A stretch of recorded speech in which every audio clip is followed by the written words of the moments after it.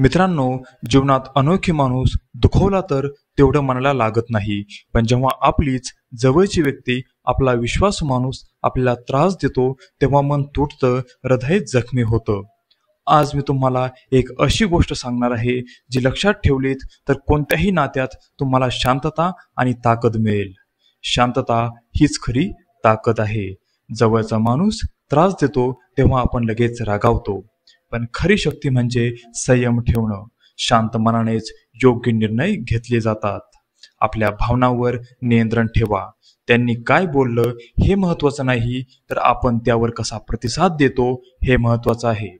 लक्षात ठेवा, दुखवणारा शब्द तात्पुरता असतो, पण आपण दिलेली प्रतिक्रिया कायमची असते.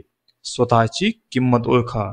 ज्याला तुम्ही खूप महत्त्व देता त्याच्याकडून त्रास होतो, पण याचा अर्थ तुम्ही कमी आहात असं नाही. तर स्वतःवरचा विश्वास कधीही डळमळू देऊ नका. सीमारेषा आखा.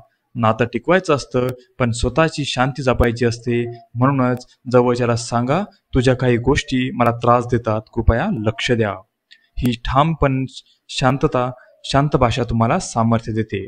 क्षमा करायला शिका. कधी कधी त्यांच्याकडून चूक होते, जशी तुमच्याकडूनही होऊ शकते.